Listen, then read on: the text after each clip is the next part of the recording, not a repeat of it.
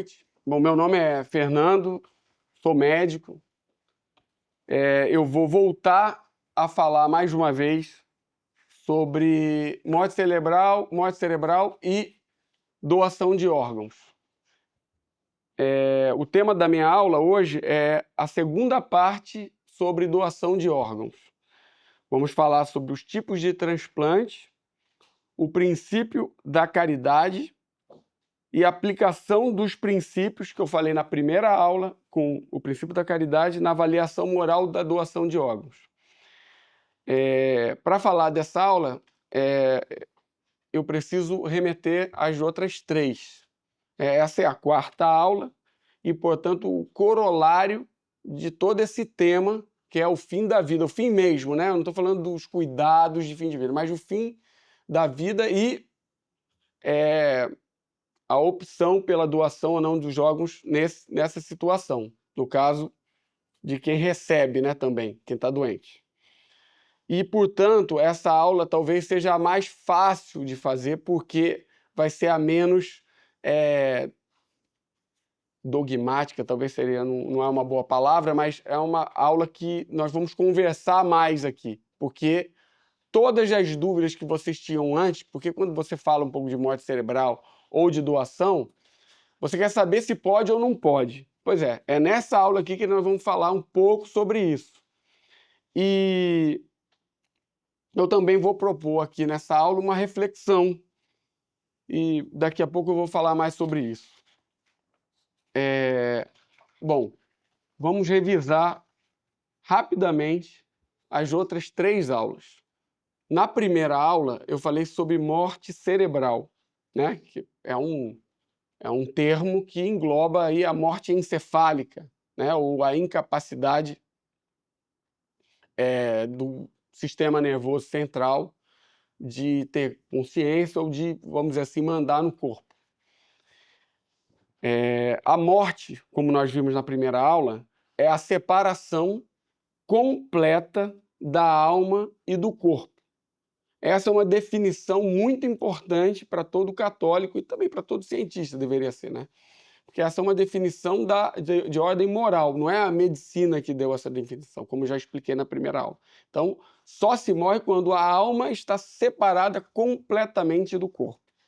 Então, trata-se do corpo como pessoa ou ser humano, ou homem e mulher enquanto está vivo. Quando a alma já está separada desse corpo, ele não mais é homem nem mulher, é um cadáver. Tá? O diagnóstico de morte cerebral, ou os critérios legais para se atestar a morte encefálica, existem desde 1968. São diferentes em cada país, o Estado, né, por causa dos Estados americanos, sendo derivados de exame clínico e exames complementares, muitas vezes baseados em arbitrariedades, quer dizer, regras produzidas em base de algum tipo de exame que não é referendado exatamente na realidade, tá? Não há como se ter certeza científica de que o cérebro morreu. Eu já expliquei nas duas primeiras aulas disso. Porém, temos a certeza moral e científica que a pessoa com diagnóstico de morte encefálica vive. Isto é, sua alma se encontra unida ao seu corpo, ainda que o cérebro esteja irreversivelmente comprometido. Os critérios legais para se atestar a morte encefálica adotados no Brasil foram aperfeiçoados desde 1997 até 2017 pelo Conselho Federal de Medicina. Vamos dizer assim, as diretrizes do Conselho Federal de Medicina sobre essa lei de doação de órgãos de 1997 foi de 2017. Ele já precisa atualização, eu já expliquei isso depois do Covid-19, né? E da aplicação daquele sistema que agora me escapuliu o nome, quando a pessoa respira, membrana, agora não me veio mais, agora me esqueci, depois vai vir aqui o nome dele. Os critérios, bom, em termos práticos, quando a morte cerebral é determinada, o paciente legalmente morreu. Então, morte legal é diferente de morte de verdade, quer dizer, o paciente que está em morte encefálica, diagnosticado legalmente como morte encefálica, ele pode ser desligado dos aparelhos, porque já se pode dar o atestado de óbito legalmente. Mas propor a doação dos órgãos desse sujeito que está vivo, eu já comentei nas outras aulas que não é possível. Eu vou falar um pouco sobre isso também nessa aula. Porque você matará o sujeito que está teoricamente morto, mas que está vivo. Podemos dizer, então, que os critérios para a morte cerebral ou encefálica, se bem aplicados, podem habilitar o médico a tomar a decisão de parar de oferecer os tratamentos extraordinários para a manutenção da vida do seu paciente, obedecendo às circunstâncias de pessoa, lugar, tempo e cultura, deixando a natureza seguir seu curso. Também falei disso nas outras aulas aqui. Então, significa que o sujeito está em morte encefálica. Eu, como médico, posso desligar os equipamentos que mantêm artificialmente a vida do sujeito em morte cerebral e deixar a natureza seguir seu curso. Se bem feito esses critérios, se bem seguidos, eu não vou estar em pecado fazendo isso.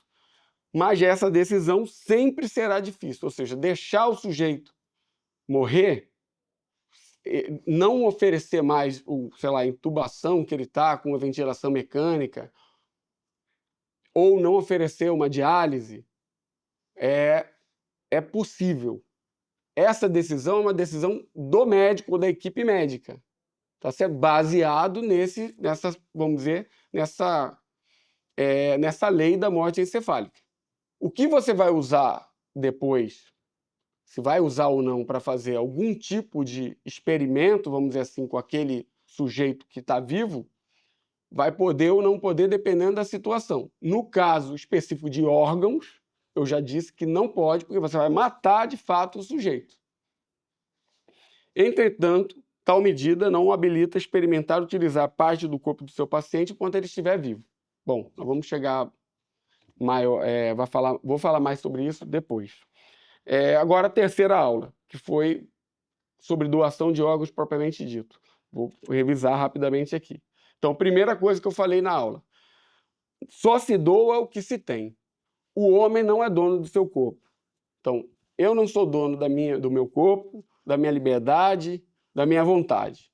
Tá? Já expliquei isso as outras vezes. Então, quem é o dono do meu corpo, da minha vontade, da minha liberdade? É Deus, que é o meu Criador. É o Senhor do corpo humano e da alma também. E o homem é seu usufrutuário. Então, o homem é apenas usufrutuário do corpo. Você não pode fazer o que você quiser com o seu corpo. Tá certo? Mas eu já expliquei um pouco melhor isso na terceira aula. Bastante até. Então, o uso dos membros do corpo humano é ordenado para seu fim natural. O usufrutuário pode sacrificar uma parte para salvar o todo, o que revela o princípio da totalidade. O que é o princípio da totalidade? Que é o que eu falei bastante na terceira aula. Onde se acha a relação do todo com a parte, em que a parte é subordinada ao todo, pode este, em seu interesse próprio, se dispor da parte. Em outras palavras, essa roupa não faz parte do princípio da totalidade, ela não faz parte do meu corpo. Então não se aplica esse princípio à minha roupa. Então eu comprei numa loja, eu posso doar para quem eu quiser. Tá? Porém, o meu corpo eu não sou dono dele. Mas se eu tiver, sei lá, uma gangrena na perna ou um tumor, sei lá, de tireoide, sei lá, eu posso tirar a tireoide ou cortar a perna para salvar o meu corpo. Se isso fizer com que eu salve o corpo. Eu não posso tirar todos os órgãos, mas alguns órgãos eu posso tirar parte dele ou ele inteiro. Ou até ressecar a lesão que está dentro do órgão, como, por exemplo, um mioma, um cisto de ovário, e preservá-lo, tentar preservar o máximo possível disso. Já expliquei isso na terceira aula. Então, nós vamos usar para isso o princípio da totalidade. O homem é um todo físico, enquanto a sociedade é um todo moral. Então, também expliquei que o princípio da totalidade ele varia de acordo com o corpo que aqui nos referimos. o corpo físico é um homem, o corpo moral é a sociedade. A sociedade tem por fim o bem comum. Não é por isso que eu vou pegar um homem doente, tirar os órgãos dele e botar em outro que é sadio. Não é por isso que eu vou pegar uma mulher pobre e esterilizá-la para ela não ter mais filho. Tá certo? O Estado não tem esse direito. Também já expliquei a ideia do corpo moral, do corpo social enquanto um exército. O soldado dá a sua vida pelo bem comum. Mas o general não pode se dispor do soldado fora da batalha para tirar os órgãos dele para usar, sei lá, para o filho do general, ou para ele mesmo, ou para outro soldado que é melhor que ele em alguma outra coisa. Então, o princípio da totalidade não concede ao Estado o direito sobre o corpo de um homem, nem a parte do corpo desse homem. Nem delega ao médico este poder ou direito. Em outras palavras, o fim, nem a intenção, justifica o fim não justifica os meios. Bom, esse foi o resumão das outras 3 aulas. Quem quiser, depois você fala aí quando... Quem já viu as outras 3 aulas não precisa ouvir isso tudo de novo. Tá bom? Eu tive alguma dúvida, veja as outras aulas. Bom, então, antes de começar exatamente a segunda parte da doação de órgãos, para a qual eu preparei hoje, eu queria fazer uma reflexão. Eu dei uma olhada nos comentários da aula e uma coisa que me incomoda algumas vezes é que quando a gente está dando uma aula aqui, alguém está achando que eu estou me posicionando numa posição, me colocando numa posição superior para dizer, olha, pode isso ou pode aquilo, ou não pode isso ou não pode aquilo. Eu já falei isso também na segunda aula sobre como é difícil você tomar uma decisão de desligar um aparelho, mesmo sabendo que você moralmente pode fazer isso, deixar a natureza seguir seu curso. Mas, assim, não é porque eu falo aqui, ó, não pode entrar na fila de transplante, não estou dizendo isso, tá? Mas estou dando exemplo. Não pode entrar na fila de transplante porque você está tacitamente colaborando com o transplante de órgãos de pessoas teoricamente teoricamente mortas, legalmente mortas, mas que estão vivas. Não é isso. Aí tem lá um comentário do tipo, se fosse você, faria diferente. Não é. Aqui a situação é a seguinte: em que se baseia o pensamento e a ação dos católicos, de nós católicos? Em princípios. Vou tentar entrar aqui nessa reflexão no início da aula, depois eu vou fazer isso no final, porque quem assiste no começo já vai entender que eu não estou aqui dando uma de padre, de papa, de cara que quer dar um monte de regrinha para seguir. A palavra que eu quero usar aqui não posso falar, porque vai ser cortado. Então, não é isso, tá? Vou dar 3 exemplos práticos para vocês. O exemplo principal do divórcio. Qualquer um que seja católico, que não seja católico, sabe que quem casa na igreja, o divórcio não é uma opção. Então, por princípio, o casamento católico, ele é para sempre.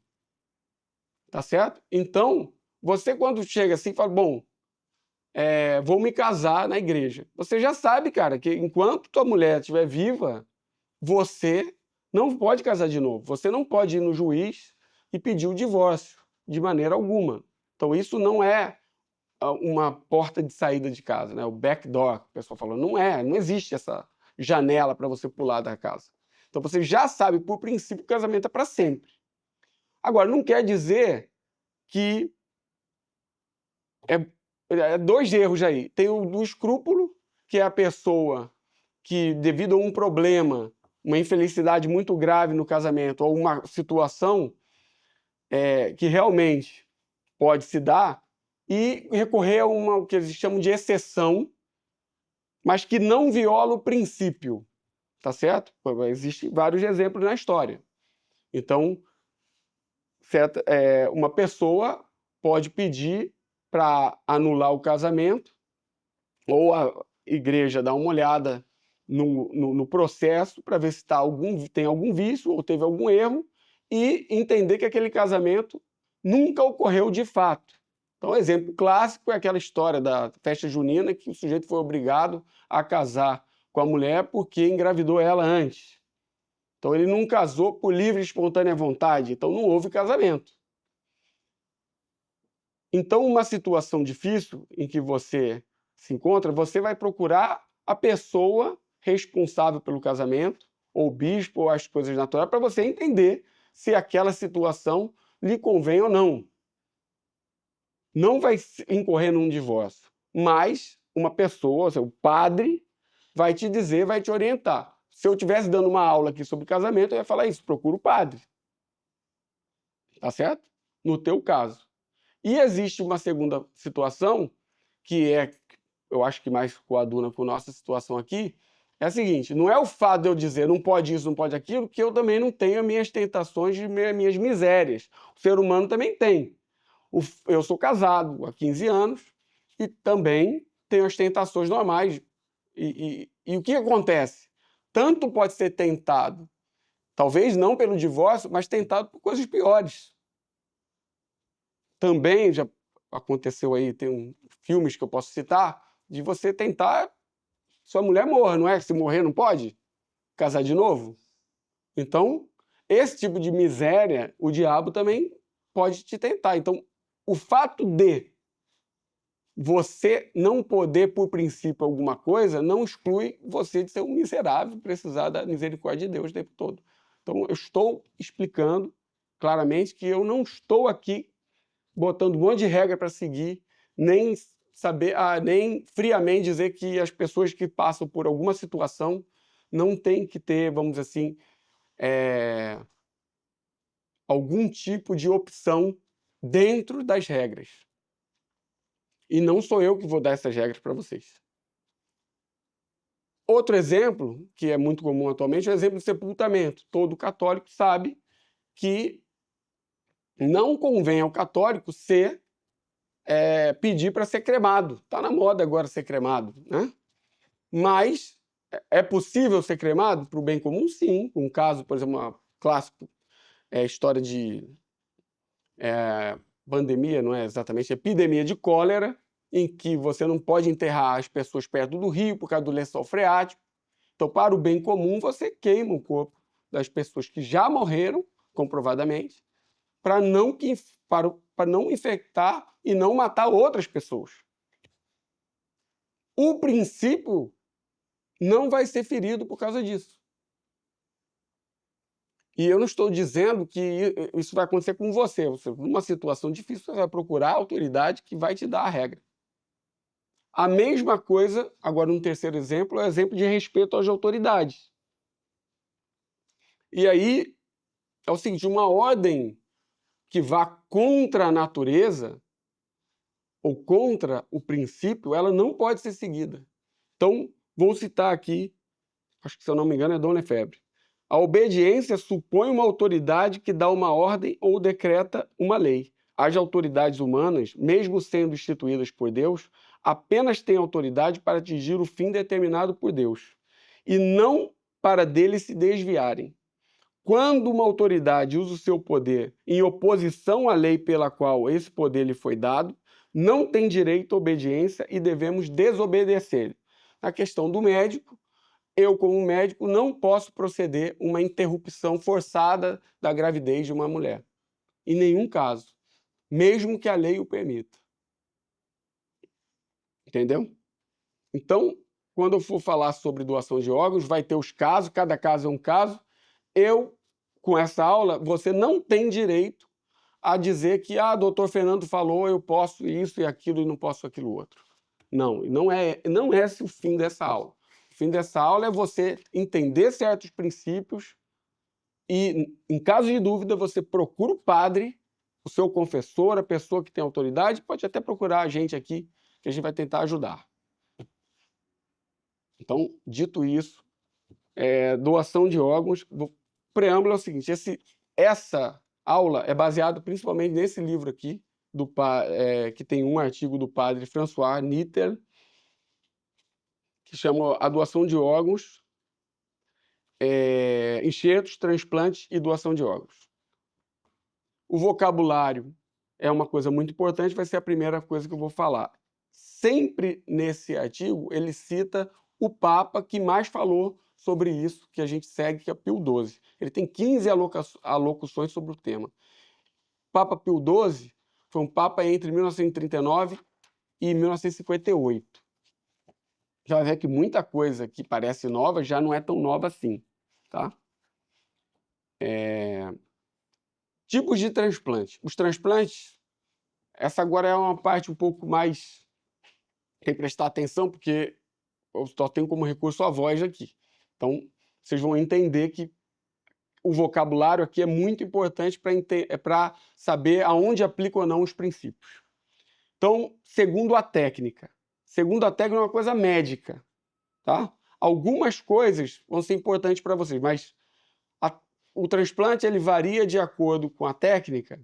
Por exemplo, na questão de você tirar ou não um rim para colocar um novo. Pode ter, por exemplo, uma técnica de você botar o coração com outro coração junto, ou tirar um rim para colocar o outro no lugar, substitutiva, ou não, você botar um rim como terceiro órgão, mas sendo o único funcionante.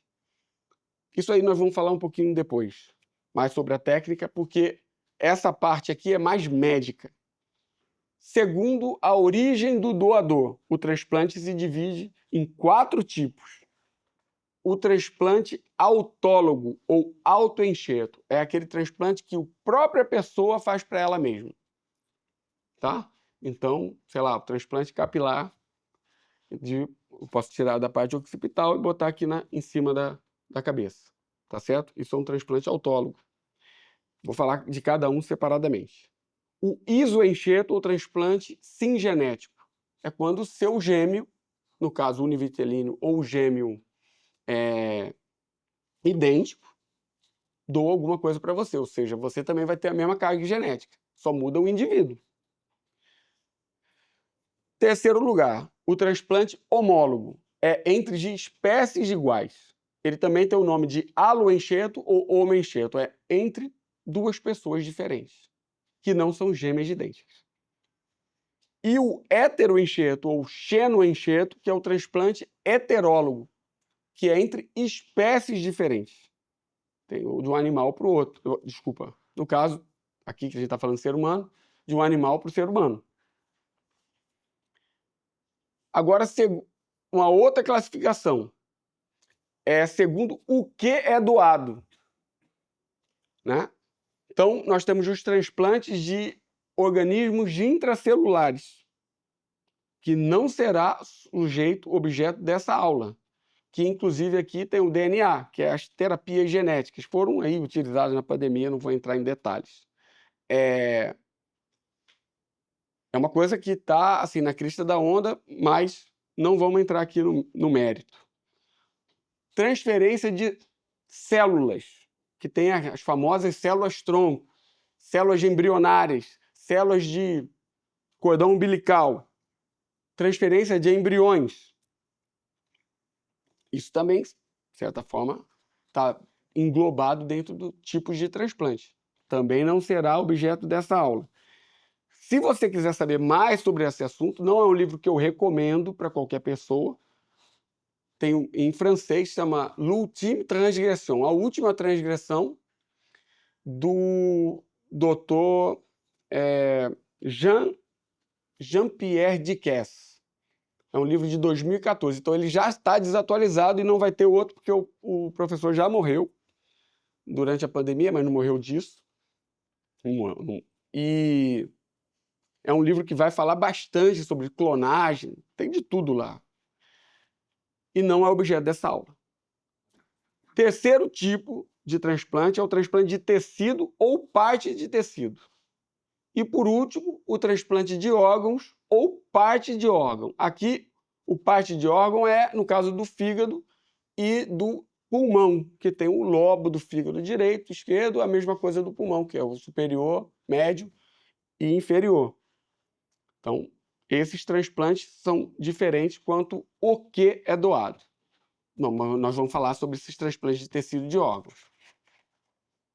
Bom, primeiro, Vamos prestar atenção aqui, que é justamente aonde vocês têm mais dúvida com relação a esse assunto, que todas essas 4 aulas no final, sempre que acabava uma dessas aulas, todo mundo perguntava, eu posso isso ou posso aquilo? E no final das contas é nessa hora, agora, nesse momento, que eu vou falar sobre o assunto mesmo, de que todo mundo tem mais curiosidade pelo que eu senti. Que são os transplantes, né, de tecidos de órgãos. O primeiro é o transplante autólogo, que é transplante de tecido, nunca de órgão, tá? Eu não posso transplantar um rim para mim mesmo, ok? Mas posso transplantar células, né? Parte de tecidos e tecidos. Exemplo: sangue, plaqueta, pele, vasos, mucosa, cabelo, intestino, dedo, etc. Vou dar um exemplo meu. Eu perdi um dente tempo atrás, tá? E fiz um implante. Eles botaram um prego de um parafuso de titânio no meu 11. Quem é dentista sabe quem é, não vou apontar. E eu precisei, por causa da perda óssea, de um transplante, né, de um enxerto de mandíbula. Então, um belo dia, não foi gostoso, acredite, tiraram um pedaço daqui da minha mandíbula. O cara falou que em 2 semanas já está tudo bem. Eu fiquei 6 meses sem sentir essa parte aqui. E ele enxertou o osso daqui, parece que está quebrando o crânio, e colocou na minha maxila. Não ficou tão bom, ele tirou depois um pedaço do meu céu da boca e botou na minha gengiva porque eu tinha encurtado. Bom, meu sorriso não é assim um sorriso aberto, né? Aquela coisa toda. Então, eu fiz um enxerto de gengiva e um enxerto de osso da mandíbula. Mas para fazer isso tudo, para pegar melhor, eu também fiz uma transfusão de plaqueta. No dia anterior, no mesmo dia, eu colhi sangue, o cara fez lá o enriquecimento da minha plaqueta e colocou na minha gengiva. Acho que foram 2 vezes disso. Então tá bem explicado. Podia fazer também agora é o implante ou transplante capilar, né? Então, isso aí também é possível, tá? Vai depender, claro, de cada caso. Eu não estou aqui fazendo julgamento moral com relação a, sei lá, vaidade, essas coisas assim. Tem gente que precisa, tá? Quem está queimado, por exemplo, não tem dúvida. Queimadura é outra questão. Você fazer autoenxertia de pele. Você pode, por exemplo, tirar um dedo do pé. A maioria dos seres humanos precisa mais da mão que do pé, né? Então você pode tirar um dedo do pé para preencher um dedo da mão, né? O caso clássico, quem infartou, pode tirar a artéria radial ou a safena, né, para fazer as pontes, né, vasculares no coração. Tirar um pedaço do intestino para fazer o esôfago, que a pessoa corta, quem tem doença de Chagas, pode acontecer isso, ou tirar um pedaço do intestino para colocar no outro, na outra parte. Então, isso tudo são exemplos de autoenxertia, mas lembre-se, quanto mais micro, mais atual. Tem coisas menores ainda que células que estão sendo feitas. Então, já ouvi falar em autohemoterapia, soroterapia, fazer coisa de anticorpos, tá? Tudo isso que eu nem sei, nem estudei a respeito, está sendo feito e da mesma pessoa para ela mesma. Qual que é a grande vantagem? Existe a nossa imunidade. A nossa imunidade reage a qualquer corpo estranho, desde o alimento a qualquer coisa que entra encosta na nossa pele. Você tem uma reação imune a um corpo estranho, alguma coisa de fora. Quando é o nosso própria célula, nosso próprio DNA, teoricamente não se tem essa reação imunológica. É muito difícil.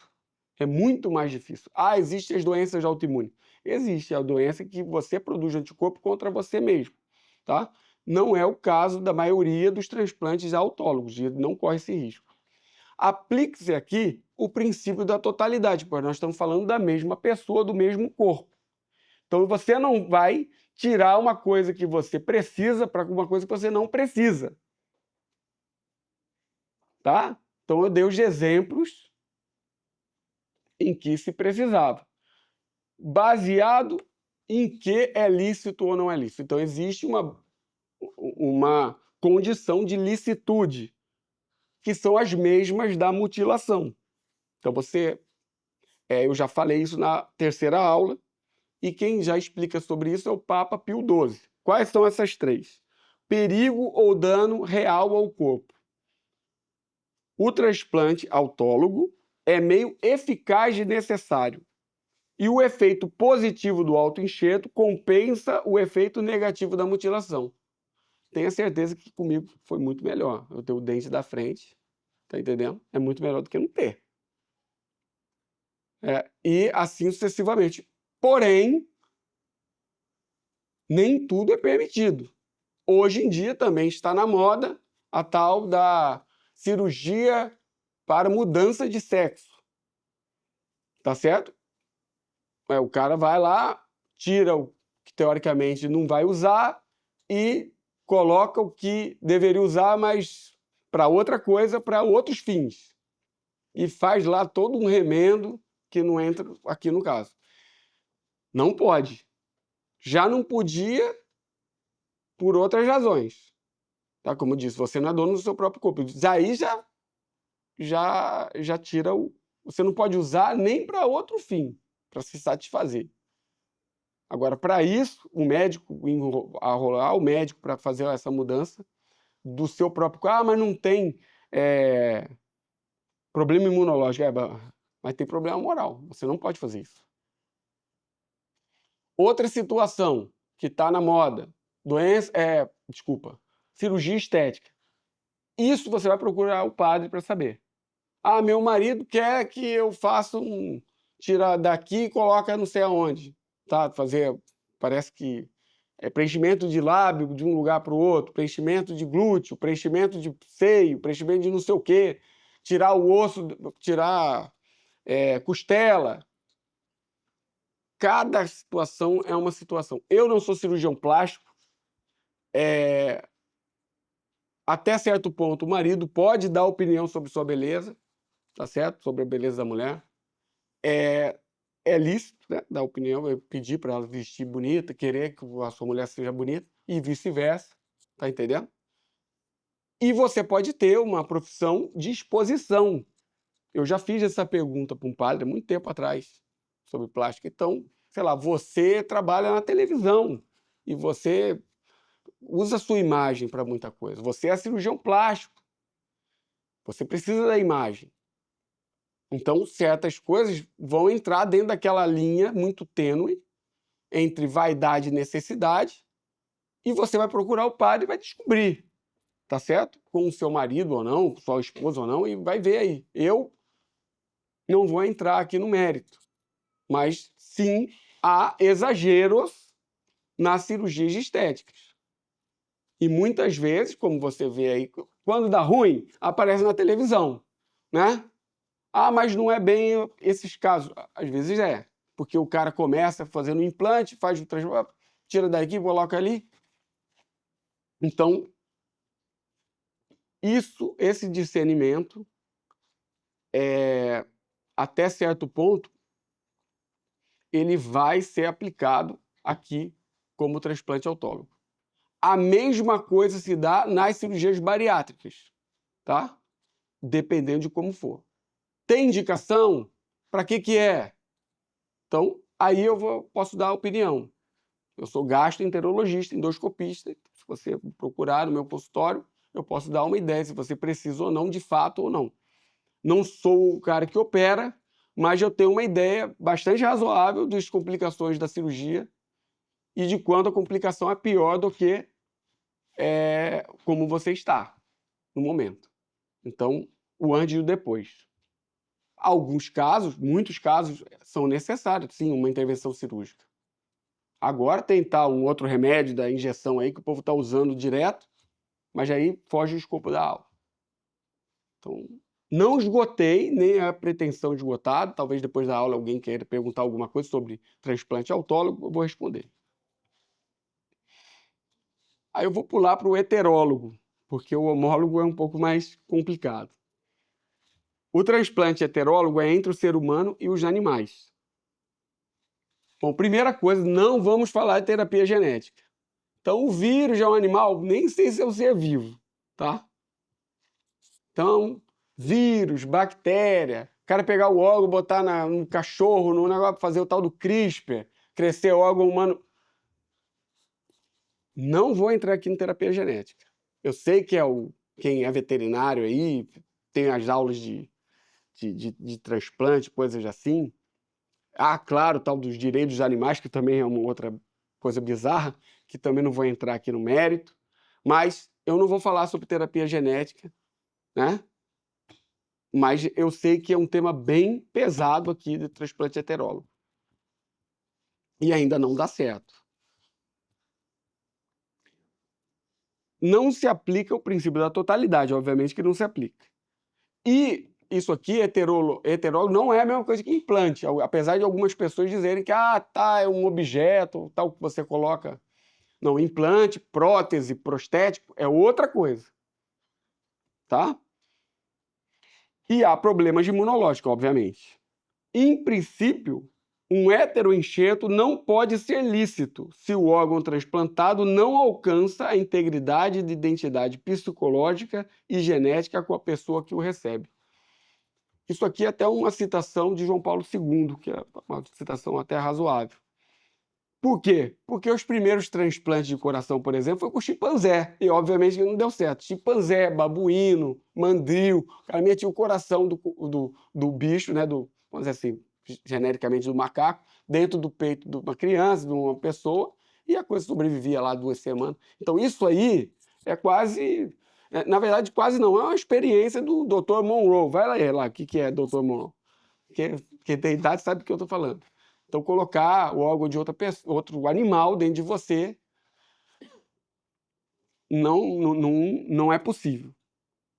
Porém, se você colocar alguma coisa que não atinge esse problema, essa coisa, um órgão inteiro, por exemplo, você está falando de partes de tecido ou células, é possível. Então, são lícitos as terapias hormonais de insulina, por muito tempo era do porco, tá? Cortisol, essas coisas. Então, o extrato de tireoide, ou seja, os hormônios, muitos dos hormônios são tirados dos animais. Assim como muitos remédios são feitos dentro de animais. E vai ter algum resíduo de animal lá dentro. Isso não tem problema, porque não vai ter esse comprometimento psicológico e genético. Obviamente que, eu até esqueci de falar disso, por exemplo, mexer nos órgãos genitais nunca é possível.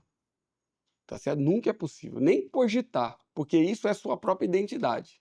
A identidade genética da pessoa está ali no órgão genital. Então você não pode mexer. A mutilação do órgão genital ela se dá por causa de doença, muitas vezes. Então, tipo, câncer de testículo, né, um problema na próstata, problema no ovário, retirada do útero. Vai acontecer para você salvar o corpo todo. Ou um trauma, né? Bom, então, são lícitas terapias hormonais de os enxertos do tipo estático, que não se incorporam nem crescem no receptor humano. Então, você retirar osso, cartilagem, né? Cartilagem do tubarão aí que o pessoal usa, mas até para cirurgia ortopédica pode usar osso, cartilagem, pele. Se eu não me engano, se usa enxertia de pele de couro do porco antes de fazer o enxerto de pele, quando a queimadura é muito grave. Então, pele, pedaço de tendão, tá? Então, vocês podem imaginar todas essas possibilidades do animal, né, para usar no corpo humano. Dentro dessas, quanto menor, mais visível, se pode. O microscópico também se pode, no caso do hormônio, mas eu vou ser um pouco vago aqui, porque essas terapias genéticas são muito novas e aí também dependeria de mais uma ou duas aulas só para explicar essas novas experiências, algumas malucas, que são feitas em animais, com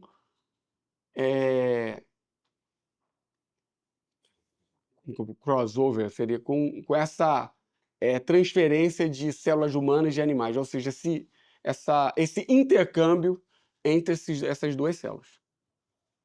Alguma coisa pode, ou, provavelmente, e muita coisa não pode. Também, se alguém tiver... por exemplo, a válvula do coração também pode. A válvula do coração é feita de válvula de porco. A válvula biológica, né? Então, o tecido da válvula do coração é uma cirurgia bastante antiga até. Acho que a década de 30 ou 20 já começou a ser feita. Bom, agora vamos falar o ponto nevrálgico de todo, que é o transplante homólogo entre seres humanos diferentes. Aqui vai se aplicar também o isólogo ou o isogenético, né? Porque aqui a gente vai lidar com duas pessoas distintas. A questão, no caso do gêmeo idêntico, é que você não vai ter, ou quase não vai ter, problema de imunidade, de reação enxerto contra hospedeiro. Mas a questão moral se aplica igualzinho para o gêmeo idêntico ou como para uma pessoa como eu e vocês aqui. Não se aplica o princípio da totalidade. Deve-se distinguir, claro, se o doador está vivo ou morto. Vou chegar lá. Lembrar que o cadáver não é mais um ser humano. Então, os princípios aplicados ao cadáver são diferentes dos princípios aplicados a uma pessoa. Por quê? Porque o cadáver não tem mais dever de justiça nem de caridade. Então, você não vai mais precisar de nada que tem no seu corpo. Sua alma já se separou do seu corpo. Beleza? Ali não precisa. Então, por exemplo, mas você não precisa da sua roupa, você não precisa do seu dinheiro, você não precisa de nada. Então, uma doação que você dá na morte tem muito menos mérito do que a doação que você dá em vida. Qualquer doação aqui, eu estou dizendo, né? Doação de pertences, de dinheiro, do que quer que seja, de trabalho. Então, são outros princípios que regem. Então, são 4 situações distintas, tá? Cadáver para pessoa doente. A pessoa doente é a pessoa que precisa daquilo. A pessoa que está precisando de um órgão, de um tecido, ou seja, que procura o médico para receber algo de outrem. Então, o primeiro tipo é do cadáver para a pessoa doente. O segundo tipo é da pessoa com morte encefálica, com morte legal, para a pessoa doente. O terceiro tipo, da pessoa doente ou em risco para outra pessoa doente que precisa. E o quarto, que é que a gente vai entrar mais em detalhes, é a pessoa sã para a pessoa doente. Então, primeira situação, do cadáver para a pessoa doente. O que é o cadáver? O cadáver não é a pessoa em morte encefálica. O cadáver é o corpo sem alma. A alma já se separou completamente. Do cadáver se aproveita muita coisa. Você pode pegar córnea, você pode pegar cabelo, você pode pegar pele, tá? Esse pode aí, daqui a pouco eu vou explicar. Mas vasos, você pode doar para ciência também, né? O cérebro do Einstein, por exemplo, foi doado para a faculdade, né, de algum lugar. Então, o próprio corpo para estudo do estudante de medicina. Você pode doar várias coisas, mas certos órgãos que precisam de que você esteja vivo já não servem para o transplante. Então, por isso, já falei disso muitas vezes, foi necessário, não do ponto de vista católico, tá? Foi necessário aí para o mundo que houvesse uma lei que desse para transformar o que era entendido como morte em outra coisa. Então, existiu esse limbo, que não é limbo, esse limbo legal, que é a morte encefálica, que eu já expliquei isso nas 2 primeiras aulas. Então, nós estamos tratando aqui do cadáver. do cadáver se precisa saber duas coisas. Primeiro, o cadáver foi uma pessoa, então não é um corpo de um animal que se joga no lixo. Ou não no lixo, tá? Estou dizendo. Ele tem duas coisas. Ele tem direito a sepultamento, e no caso do católico, é o sepultamento católico, num cemitério católico, por um padre católico. E se você não tem certeza que a alma separou completamente do corpo, ele tem direito a receber os sacramentos, sob condição. Se é capa, se recebe batismo, extrema-unção, tá bom? Segundo, quem é responsável pelo cadáver, ele tem direitos sobre aquele cadáver que está ali. Então, ele vai escolher o jazigo da família e tem deveres também para com o cadáver. Obedecer à vontade. Eu quero ser sepultado da minha sepultura, da minha família, né? Em morrendo primeiro que meus filhos, assim espero. Quero que eles me enterrem lá. Eles não têm o direito de mudar a minha vontade. Tem a possibilidade, mas não tem esse direito. Eu quero ser sepultado no cemitério São João Batista, lá no jazigo da minha família. Então, quem tira alguma coisa do cadáver comete o crime de vilipêndio do cadáver. Parece que isso não acontece mais.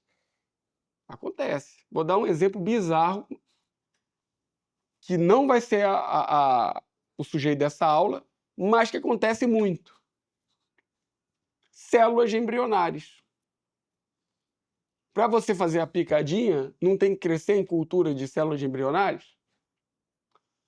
Mas foi descartado na clínica que interrompe a gravidez? Você rouba lá o tecido morto e você colhe lá e pronto. Isso aí é vilipêndio de cadáver. Tem um artigo de um padre, acho que é padre Ripper, né, que fez esse artigo sobre o uso dessas células para fazer aquela picadinha lá, né? E ele falava, um dos crimes que se comete é esse, mesmo sendo uma interrupção natural, porque aquele cadáver, aquele feto, aquele ser, aquele bebê tinha direito de sepultamento. Então se usa as células dele para fazer várias coisas. Eu só disse, mas, por exemplo, para reutilizar no ser humano, seria aqui. Então, não enterra o material genético, né? Seja ele qual for, e ainda por cima usa para fins, vamos dizer assim, imorais. Pode-se usar para fins imorais, dependendo da situação. A outra situação é roubar para estudante de medicina. Colocar para enfeite. Tem gente que faz isso. Mas só o índio fazia. As modas mudaram e tem coisa aí que o cara usa de colar. Tá entendendo? Uma coisa é o dente de leite que você perdeu, né? Mas amuletos. Isso aí então, isso aqui tudo entra no vilipêndio de cadáver. Vilipêndio. E se você não... Por exemplo, uma coisa que acontece também. O sujeito morreu e a família não autorizou ainda fazer, por exemplo, um transplante de córnea. A família tem que autorizar. Mas ninguém foi. Então, todos esses detalhes estão aqui no cadáver mais pessoa doente. Então, e acontece o tempo todo, tem gente morrendo no hospital.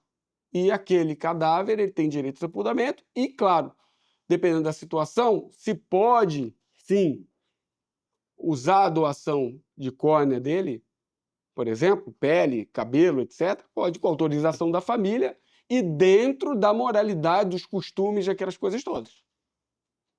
Ou seja, as circunstâncias também vão ser avaliadas. Uma velhinha de 100 anos que estava... Deixa a mulher, deixa a senhora morrer, ter o sepultamento tranquilo dela.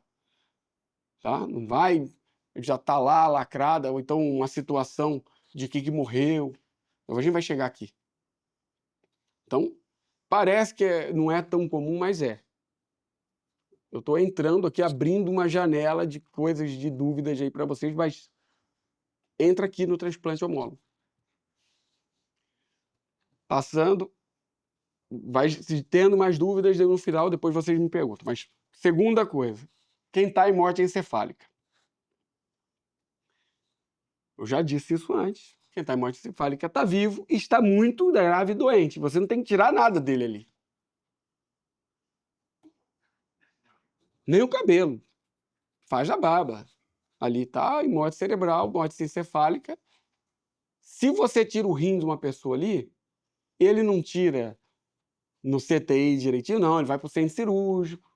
Tá entendendo? Então, em morte encefálica, eu já expliquei que não é morte. Já expliquei que não tem como ter certeza que o cérebro morreu. Já expliquei que a lei é baseada em coisas arbitrárias.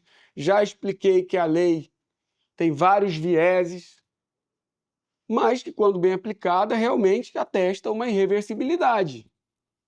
Que é lícito você parar e depois deixar a natureza seguir seu curso.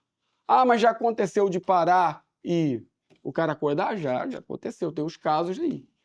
Já aconteceu de uma mulher estar grávida e ter que esperar ela parir para depois de ligar os aparelhos ou fazer o que quer que seja com o corpo? Já, ué. Tem os casos, só jogar na internet, eu já falei inclusive disso nas outras aulas. Então, não é lícito, isso aqui não é lícito, você matar alguém, mesmo que essa pessoa esteja muito doente, para salvar outra. Não é lícito. Isso é um princípio, é aquela história da porta, traz que nem um divórcio. Não dá. Você não pode tirar o coração de uma pessoa para salvar outra. E não é naquele ambiente CTI que acontece isso, é no centro cirúrgico. Eu não vou entrar aqui na técnica. Você sabia que o cara em morte encefálica tem sedação, tem anestesista para ele? A cirurgia tem um... Ah, mas a cirurgia é feita rápida. O camarada clampeia a aorta. Tem que dizer isso aqui. Acontece, o cara vai lá, a maioria das vezes é assim, o cara vai lá, clampeia, tira aí tudo que tem para tirar. Aí vem a equipe de cirurgia, tira lá o coração, o pulmão, põe no gelo, tem os cuidados. Tá certo? Mas a pessoa está sendo assassinada. É isso que está acontecendo. Materialmente é isso que está acontecendo. Ah, não tinha jeito. Eu não estou aqui para contrariar a lei no sentido de eu vou puxar uma espada, vou mudar isso, chamar um deputado. Cara, deveria ser assim. Muitas coisas deveriam ser diferentes. Não são. Cada mal tem seu tempo, cada coisa vai ser combatida no tempo certo. Esse é o estado atual. Como eu já expliquei bastante esse drama nas 2 primeiras aulas, eu peço que vocês vejam as aulas lá atrás. Agora vamos lá. Isso aqui é o assunto da semana. Mudando de assunto, indo para pessoa doente ou em risco para outra pessoa doente. O que é isso? Que eu não entendi nada. É o seguinte: para a pessoa viva, sadia, ser chamada sadia, para poder transplantar algo para outra, para você poder doar sangue, tá? Você tem que ter condições de elegibilidade. Você tem que ser elegível. Sou hemofílico, vou doar sangue. Não pode, meu filho. Não pode doar sangue. Tem anemia, tem 100 anos de idade. Tá certo? Não tem como, você não vai doar sangue. Você tem que estar razoavelmente saudável para fazer qualquer coisa com o seu corpo, para se dispor de alguma parte. Então, há critérios de elegibilidade. Então, é um clássico, por exemplo, você sabe que doenças transmitidas pelo sangue não podem, quem tem essas doenças não podem doar nada para outra pessoa. Tá certo? Então o cara é portador do vírus da AIDS, do HIV. E não pode doar sangue, tá certo? Não pode doar tecido, não pode nem amamentar, tá certo? Uma mulher com HIV não é recomendado amamentar.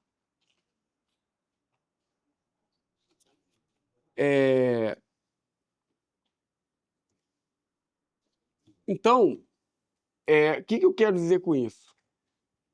Esses critérios têm que ser muito rígidos, não só para doenças transmissíveis pelo sangue ou por transplante, né?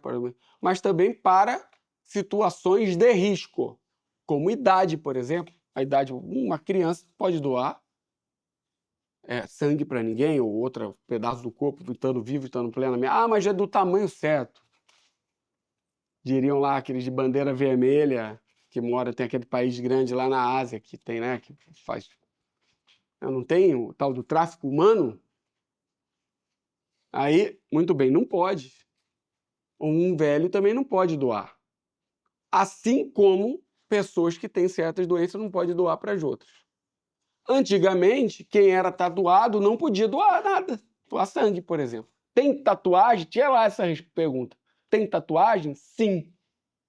Hoje em dia, você achar uma pessoa com menos de 50 anos sem tatuagem sei lá, deve ser uma minoria, tá certo? E outra coisa, a gente dá o nome de HSH. O que é HSH? Homem que faz sexo com homem. Antigamente, há pouco tempo atrás, tinha essa pergunta, tá certo? Se eu não me engano, a pergunta era: você é homossexual? Se eu não me engano, era essa a pergunta. Se respondesse sim, não podia doar sangue. É recente, não me lembro, eu não estudei. É porque quando foi que passou que o camarada podia doar sangue? Existe uma coisa chamada janela imunológica, né? É claro que tem como você pegar. Quem tem e quem não tem. É óbvio, doação de sangue é mais rápido, né? Uma pessoa não doa sangue num dia, no mesmo dia que vai o sangue para a pessoa. Ele vai ser processado. Na verdade, é menos rápido, é mais devagar o processo. E mesmo que você minta tudo, fumou tal coisa? Não, mas na verdade fumou. Fez tal coisa? Não, mas fez. Tem HIV? Não, mas tem. É óbvio que o laboratório ele vai e ele deve protocolarmente procurar até as doenças que o cara não sabe. Tipo, às vezes o cara tem doença de Chagas e não sabe, HTLV, que é uma paraparesia espástica tropical. Não sei que eu tenho isso, não sabia. O laboratório tem tudo isso para fazer. Vai doar sangue? Muita gente descobre que tem hepatite B doando sangue. Eu não sabia. E não pode. Ah, mas de Manaus pode. Aí entra outro problema. Em alguns lugares, o critério de elegibilidade muda. Então é tão comum o sujeito já ter tido hepatite B na região amazônica que o critério de elegibilidade mudou, porque o sujeito está curado, mas existe aquela chance de ser falso positivo, falso negativo, né? Mesmo assim, como é muito comum, se permitia para você ter bolsa de sangue no banco de sangue. Então, os critérios de elegibilidade mudam de acordo com a cultura, com a região, com os critérios todos do país e da região. Eu dei um exemplo claro aqui. No próprio Brasil, aqui, por exemplo, no Rio, se você tiver hepatite B, mas eu já estou curado. Você não pode doar. Acho que até hepatite C também, mesmo curado. Porque existe uma pequena chance de aquele anticorpo ou negócio tá positivo, mas você tá ainda com o vírus e poder passar para outra pessoa. Eu estou usando PrEP. Quem sabe o que é PrEP? Tá? É profilaxia pré-exposição. Eu tenho um hábito arriscado, né? Sei lá, uso heroína, tá? Acho que essa palavra aqui, de repente, o YouTube passa, não sei. E eu não compartilho de ampolas, seringas, etc. Então, uso PrEP. Imagina aí as outras coisas que o cara mais barato faz. Não aparece nada. Isso tudo tem que estar elencado nos critérios de elegibilidade. É uma preocupação menos sua e mais minha, de médico, de quem cuida de banco de sangue, de quem cuida de laboratório, de prefeito, de governador, de quem cuida do Rio Transplante, tá certo? E aí, quando acontece uma coisa bizarra do sujeito, mesmo que, não estou explicando a coisa em si, né, que eu já expliquei que aqui, o transplante de órgão, dependendo de como for, ele não é lícito. Mas provavelmente se deu de uma pessoa com morte encefálica, eu estou imaginando. A pessoa recebe um bem, ele não pode receber um mal também, né? Então há uma incompetência aí. Mas eu acho que vocês captaram a ideia. Então, só pode se doar alguma coisa se você estiver são, dentro dos critérios corretos,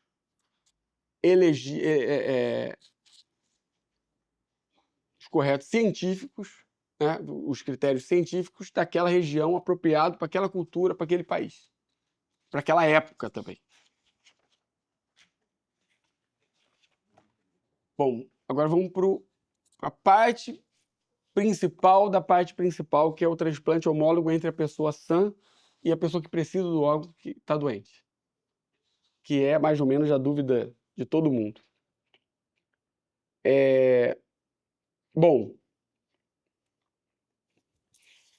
aqui está a situação básica, né? Que todo mundo já ouviu falar, ou transfusão de sangue, que tem as campanhas de transfusão de sangue, ou uma situação em que o irmão precisa do rim e que você precisa doar o rim e você é são, ou uma outra situação em que alguém tem que ter um transplante de medula óssea, por exemplo, né?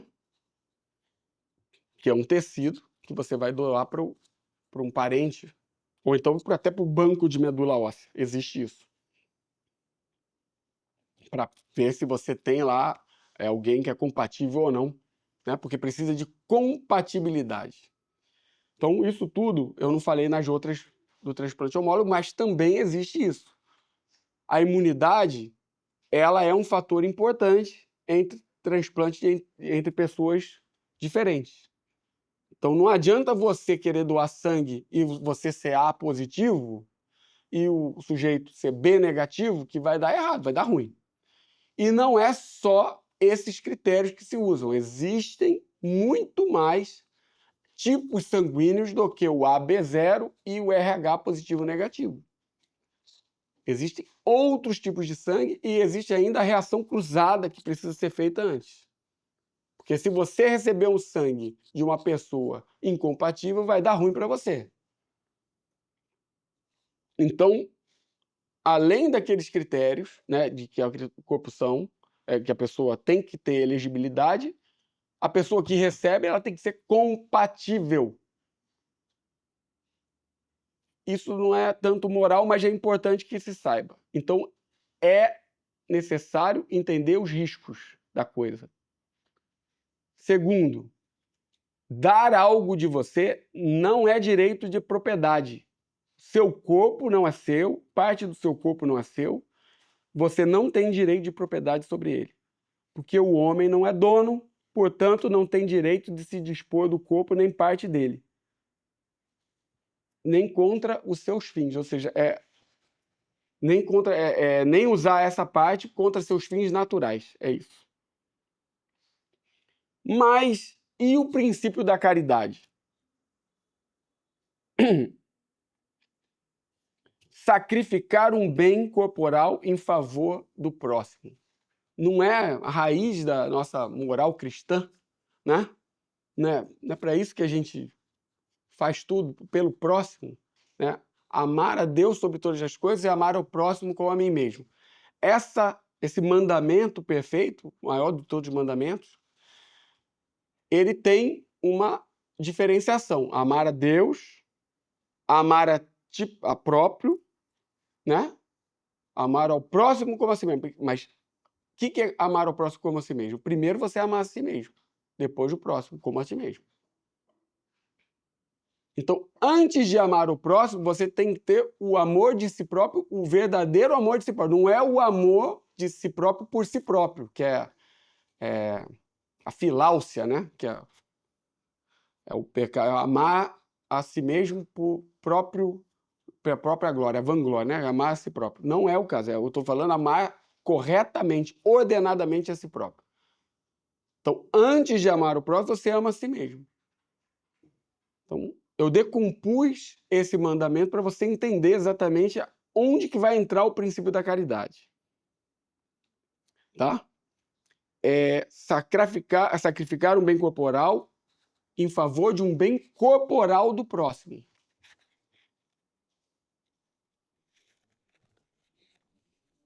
E aí, o Pio XII cita 3 casos.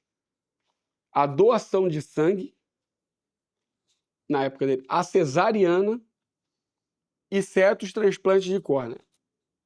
Eu vou começar do passado, porque é como ele expõe aqui. Porque já é uma coisa um pouco antiga. E depois eu vou entrar mais fundo no princípio da caridade.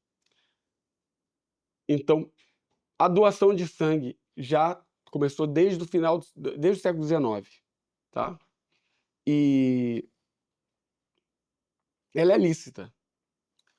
Ela é lícita e a gente vai usar aqui, depois de eu explicar com mais detalhes o princípio da caridade, porque você que está são, você teoricamente não precisa, você pode se dispor do sangue por o próximo.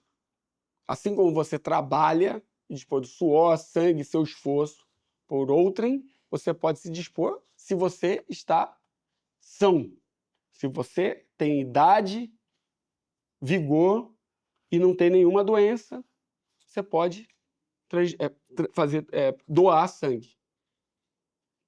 Pode receber dinheiro doando alguma parte do seu corpo? Não, o Pio XII não especifica, mas ele entende como imoral você receber dinheiro por isso. Porém, ele diz, é um mérito para o doador de recusar uma indenização. Eu sei que você recebe um lanchinho aqui no Brasil. No Brasil é proibido você receber dinheiro em troca de sangue. Nos Estados Unidos, você pode vender várias coisas, né? Não é só sangue. Segundo lugar, a cesariana. Por que a cesariana entra aqui no transplante? Porque você mutila uma parte de você mesmo, que é cortar a sua pele, seus tecidos de seu útero, para retirar para uma outra pessoa, para o bebê nascer, em proveito do próximo. Então a ideia aqui é que a mulher vai sangrar mais, vai correr risco de vida pelo bem do próximo. Então é lícito. É lícito a cesariana nesse sentido. Uma aula sobre cesariana ela vai demorar aqui uns 40, 60 minutos. Porque uma coisa é a moda, né? É os motivos que levam você a ter muita cesariana aí no Brasil, tá? Para dizer principalmente no Brasil. E, às vezes, um exagero lá de fora, principalmente Europa e Canadá, por exemplo, de você só querer o parto normal. Então, para falar só sobre parto, etc., deveria falar só de uma aula. Mas aqui a ideia é que a mãe se dispõe, se mutila para o bem do seu filho. E é lícito a cesariana. A ideia aqui é como exemplo para os casos vindouros. E existe também certos transplantes de córnea entre vivos.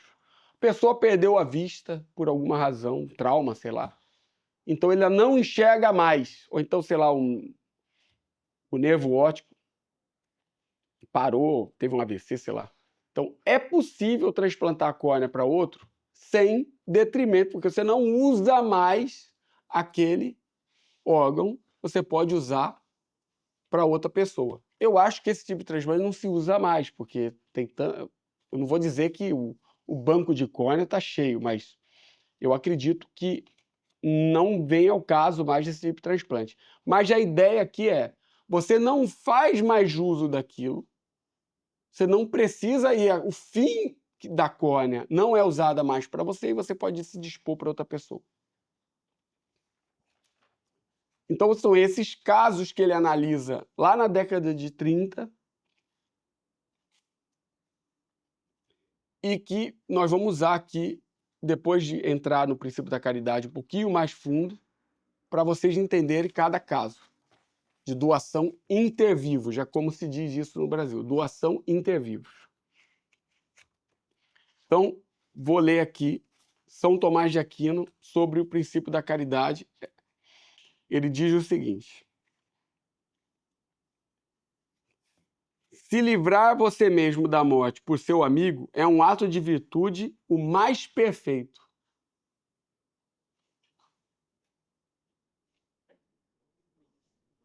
Ou seja, se dar a morte, dar a sua vida por seu amigo, é o ato de virtude mais perfeito.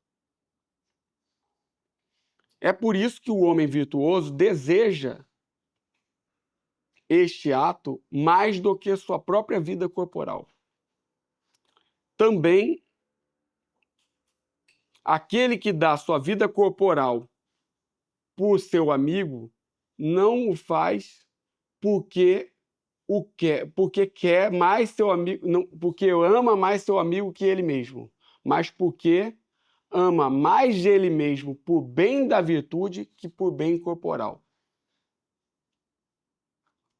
Isso aqui está na Suma Teológica, segunda, questão 26.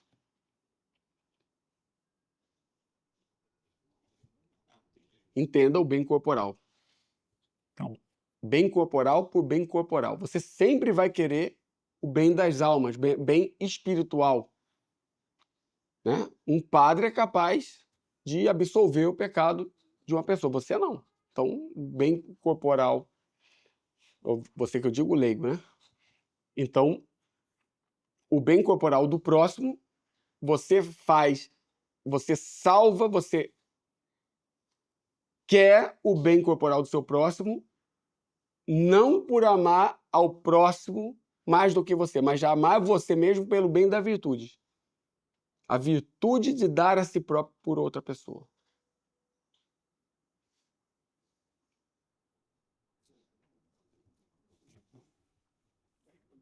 Então, o padre Garrigou Lagrange é um grande teólogo do século XX, tá? Foi professor, eu acho, de alguns papas. Papa João Paulo II foi aluno dele.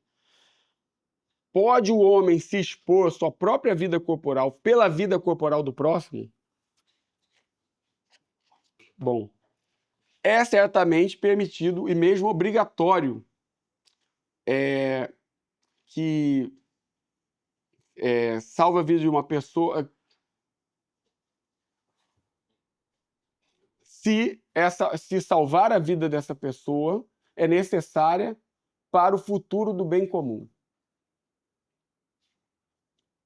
Então, é permitido e mesmo obrigatório se salvar a vida daquela pessoa é necessária para o bem comum.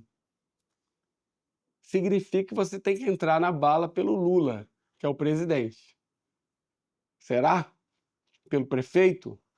Pelo governador? Teoricamente, é a autoridade investida para garantir o nosso bem comum. A vida dele vale mais que a nossa, na teoria. Não tem um monte de segurança para isso? Não é para entrar na frente do povo? Eles não andam armados, mas não tem um monte de gente armado com eles?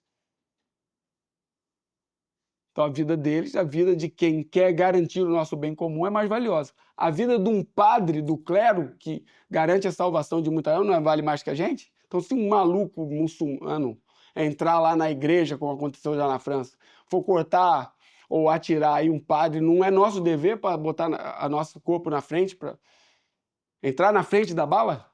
Se possível? A vida dele vale mais que a nossa. Se você está em estado de graça, ou você acha que está, é um ato de heroísmo. Obriga? Bom, mas não é errado você fazer isso. A mesma coisa um soldado solteiro, né?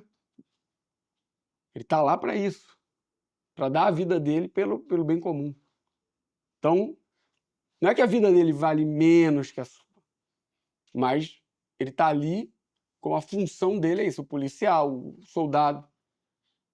Isso é um ato de virtude, de heroísmo, né? Mas aqui é certamente possível. Então, nós estamos falando de nós mesmos aqui. Eu não sou policial, não sou soldado. Agora, vamos lá. Mas a dificuldade salta quando é salvar a vida de um igual. Então, será ilícito se nós consideramos a vida de igual valor. Assim pensam São Tomás, Banet, Vitória, Soto, Biloá. Então, significa que, talvez, dar a vida pelo seu pai, pelo cara da rua, que está andando na rua do seu lado, ou uma pessoa que você conhece, uma pessoa que está doente, não tem esse mesmo princípio moral. Não só não é obrigatório, como talvez não seja lícito. Eu vou entender esse talvez. Olha o caso que vocês estão entrando. Lembre-se que eu estou entrando aqui na parte mais difícil, porque vai depender de uma série de coisas desse princípio da caridade. Mas já estamos chegando no final. Quais são os limites do transplante homólogo? A caridade para com o próximo se move dentro de certos limites. Se nós devemos amar o próximo por amor de Deus, a medida desta caridade é bem clara. Nós devemos amar o próximo como a nós mesmos. Amar ao próximo ao ponto de nos causar um mal equivalente não seria caridade bem ordenada. Se você vai doar um rim e vai ficar com insuficiência renal, você e o camarada com insuficiência renal vai ganhar o seu rim, vai ficar bom e você vai ficar ruim, você não pode fazer isso. Entendido? Se você tem anemia, talassemia, sei lá, por exemplo, vai tirar sangue, vai ficar mais anêmico que o cara que vai receber o sangue, você não pode doar o sangue. Então, entendeu que isso aqui é um princípio. Vai depender do caso. Tá? Vai ficando complicado, mas não é tão obscuro assim. A caridade pode nos obrigar a doar um tecido ou um órgão corporal para o bem do próximo, para o bem corporal do próximo? Vamos lá, 3 situações. Você vai ter que colocar no papel. Segundo a proporção entre o inconveniente do doador, estou botando como doador, né? E a vantagem adquirida pelo receptor, por quem recebe. Segundo a proximidade do próximo. Sua esposa, seu irmão é maior do que um cara que você não conhece. Segundo certas expressões da vontade de Deus. O padre Knetel escreveu isso aqui. Então, vai me complicar a vida. Não sei se vocês entenderam aqui. Então, e o Kiko, né? Como é que eu faço, então, para entender o que eu posso, o que eu não posso? Então, vamos botar a seguinte situação, que o próprio livro não responde, mas que ele não põe obstáculos.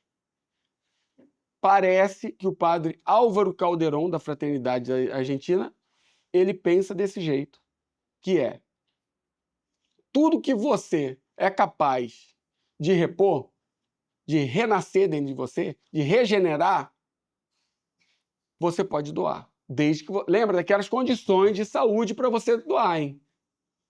Então, sangue, medula óssea, cabelo, osso, pedaço de osso, pedaço de tendão. Se não causar prejuízo para você, pesado, você pode fazer. Se você tiver condições de saúde e não causar prejuízo, você pode fazer. Você pode receber dinheiro por isso? No Brasil, não. Eu tenho a ideia que não. Se sustentar por isso é inviável, não pode. É mérito você fazer isso de graça? Sim, é mérito. O Papa Pio XII, na conferência que ele faz para os doadores de sangue, ele compara eles com o próprio Nosso Senhor na cruz. Dá o próprio sangue pelo próximo. Até malfeitores, pessoas que não merecem receber o sangue, você dava. E o cara está dando o próprio sangue. Obriga? Não, não obriga. Você não é obrigado a doar sangue. Você não é obrigado a fazer essa caridade. Ah, mas é meu irmão. Aí começa a enrolar. Se você é O positivo, ele é O positivo também, o cara está precisando e você está bem, e não tem essa dificuldade de ir ali doar o sangue, aí fica uma situação de que é que nem dar dinheiro pro seu irmão, né? Você não se esforçou? Pô, vou tirar da minha economia. Assim, até que ponto é um dever? Vai depender do caso, vai depender da situação. Ele está fazendo isso recorrentemente? Cara, é um caso, é muito difícil, gente. Cada caso é um caso, mas já a proximidade vai meio... É como que obrigasse, né? Como que obrigasse? Você não vai doar a medula óssea, você... Beleza, tenho só 2 irmãos. Ou seja, do mesmo pai, mesma mãe, a chance do sujeito ter compatibilidade com outra pessoa é mínima. Eu já vi alguns casos de que só o irmão podia doar. Tá? O cara mora na mesma cidade, é o mesmo esquema. Ah, mas dói. Pô, é verdade, vai doer menos porque vai ter anestesia. É virtuoso. Muito bem. Tudo que se renova, você pode doar e seguir essas coisas. Vai causar prejuízo? Quem recebe vai ter muito lucro e você pouco prejuízo? É seu irmão? É sua mãe? A doação de sangue, eu já falei, pode ser para qualquer pessoa, até um malfeitor.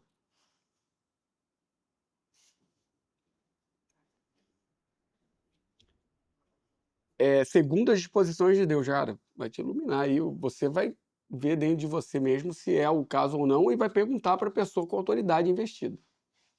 Segunda situação, você tem 2 jogos iguais e você pode se dispor apenas de um deles. Isso é polêmico pra caramba, porque não vai crescer outro rim dentro de você, tá? Não vai crescer.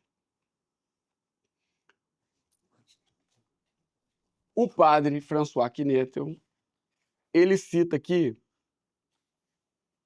para dar exatamente o nome da pessoa, uns artigos científicos encomendados para um médico ligado à fraternidade, tá? E o que ele faz? Ele vai seguir essa ideia, tá? De que se o dano não for grave para a pessoa que doou o rim, é lícito. Então eles já acompanham. Quando você pede um rim, mesmo que seja doado, né, no caso da doação, você vai ficar com uma função renal pior. Então, por quanto tempo vai ficar pior? E por quanto você aguenta, vai depender. Então, você doar o rim com 60 anos é diferente de você doar o rim com 30. Tá? Você doar para o seu irmão, para sua esposa ou para o seu filho é diferente de você doar para o seu primo, para o seu amigo, com um cara que você não conhece. Entendeu? Então, o caso aqui é você tem que estar muito são e você tem que ter testes muito claros de que você vai se dar bem mesmo doando o rim. E isso tem artigos científicos que mostram que lá na frente, um tempo depois, não é automaticamente, não é um ano depois, mas 5, 10 anos depois, o seu rim único vai compensar a falta daquele que foi doado. Até onde eu sei, o Sidney Silveira me contou uma vez que o padre Caldeirão tem uma questão disputada sobre esse assunto, sobre doação de rim, né? Sobre doador. O rim, como algo que não cresce novamente, seria ilícito para ele. Nesse livro aqui, não põe obstáculo para doação renal. Mas lembre-se que tem que atentar pela real necessidade, pelo seu prejuízo e pela proximidade e as disposições dadas por Deus. Aí a pergunta, eu posso entrar na fila de transplante? Essa é uma pergunta que não é para mim. Porque quando você entra na fila de transplante, você está imaginando que vai entrar uma pessoa que vai entrar em morte encefálica e etc, etc. Ah, mas ela ia doar para alguém mesmo. Então, esse detalhe, esse caso a caso, essa situação particular, ela não vai vir aqui para mim.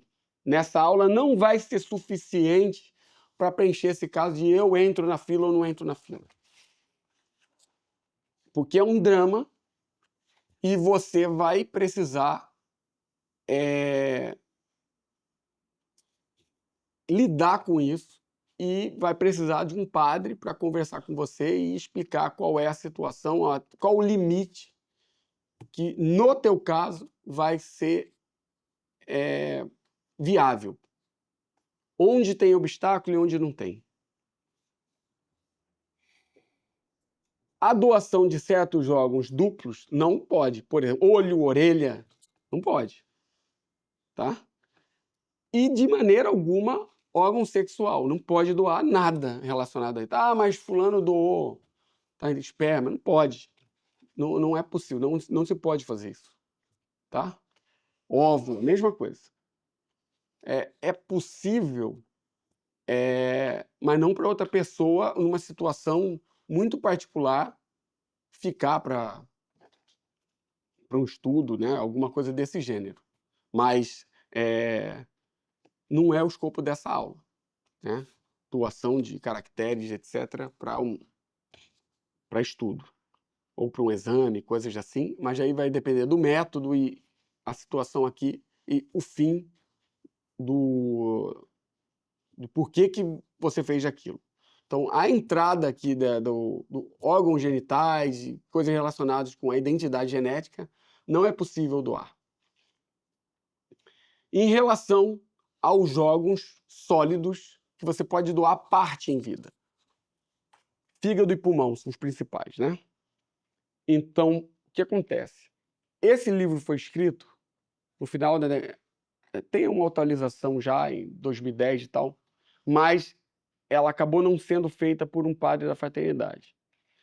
Então, é dúbio você fazer a doação de fígado, metade do seu fígado ou um lobo do seu pulmão para outra pessoa e continuar vivo, né? Você vai continuar. Porque é um prejuízo claro.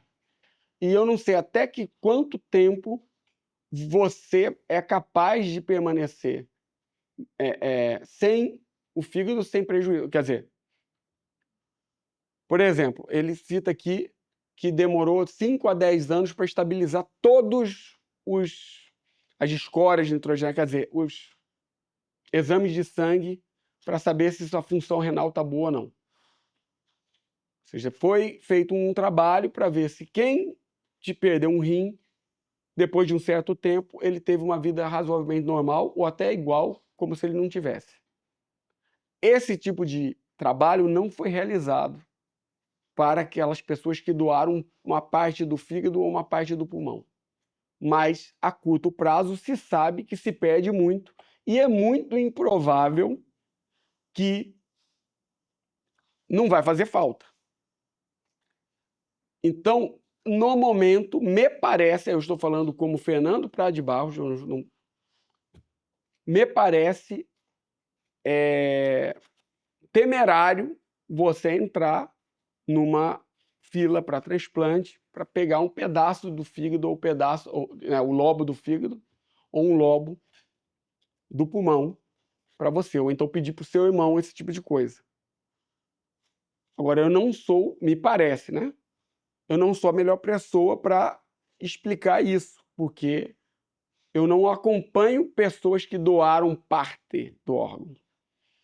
Agora, um rodapé de página sobre isso, é uma curiosidade, é a seguinte: o transplante intervivos ele foi desenvolvido em países da Ásia, no Japão especificamente. Ou seja, o transplante de você tirar um pedaço do fígado do pulmão, por causa do budismo, se eu não me engano. Eu não sei se foi por causa do shintoísmo, mas até onde eu sei foi por causa do budismo. Você veja bem, não se pode doar o órgão inteiro na religião deles lá. Não foi um óbice do Papa, Santo Ofício, né, a congregação lá ninguém fez esse óbito. Ao contrário. Até encorajam o transplante de órgãos. Então, o Japão precisou desenvolver uma técnica em que se usava um pedaço do fígado, ou um pedaço do pulmão, não sei se foi o Japão, mas o fígado foi, e para doar para outra pessoa viva, para ser viável. E as duas viverem razoavelmente bem. Normalmente, uma pessoa tem que ser bem grande, então um homem de 1,90 m, 2 metros, que tem um fígado desse tamanho para doar um pedaço para uma mulher ou para uma criança, por exemplo. Então, a doação de parte do fígado, né, intervivos, é algo que precisa ser estudado, avaliado a médio e longo prazo para você saber se é lícito ou não. Acho que tem essa porta aberta para estudo. E o mesmo se dá no pulmão. No pulmão você vai tirar um pedaço, também o lobo inferior. E também nesse caso, é um cara grande para uma criança, para uma mulher pequena. Normalmente é isso. E aí, eu quero terminar a aula fazendo essa reflexão. Não é para utilizar essa aula para tomar as decisões morais. Você pode entender ela como uma introdução a esses princípios católicos, né? Princípios morais dentro da medicina, se você é médico, dentro da área de saúde, e também para você entender aquilo que ficou meio claro já, que é, por exemplo, você não pode entender uma pessoa que está em morte cefálica como uma pessoa morta. E muito menos fazer certos procedimentos em você mesmo que venham causar um dano em você.